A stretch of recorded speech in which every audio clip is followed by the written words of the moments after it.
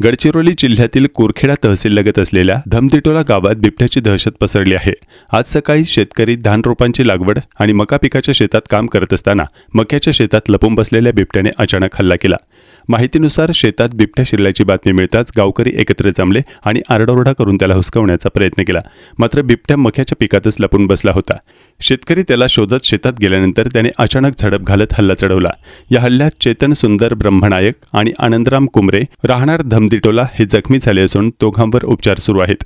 घटनेची माहिती मिळताच वन विभागाची टीम घटनास्थळी दाखल झाली। ड्रोनच्या सहाय्याने बिबट्याचा शोध घेण्यात आला। ड्रोन ऑपरेटर सयाम यांनी सांगितले की ड्रोनमधून बिबट्या मक्याच्या शेतात बसलेला दिसला, मात्र मेमरी कार्ड नसल्यामुळे त्याचा व्हिडिओ रेकॉर्ड करता आला नाही। वन विभाग आणि पोलिसांची टीम सध्या घटनास्थळी तैनात आहे। सध्या बिबट्या मक्याच्या शेतात लपून बसला असून गावकऱ्यांमध्ये भीतीचे वातावरण आहे। मागील 4-5 महिन्यांपासून कुरखेडा तहसील परिसरात बिबट्याचा धुमाकूळ सुरू असून अनेक घटनांमध्ये लोकांवर हल्ले झाले आहेत। या ताज्या घटनेनंतर शेतकऱ्यांमध्ये मोठी दहशत पसरली आहे। धान आणि मका या दुहेरी पिकांमुळे शेतकरी सकाळपासून संध्याकाळपर्यंत शेतातच असतात, त्यामुळे वन्य प्राण्यांच्या हल्ल्याचा धोका अधिक वाढला आहे।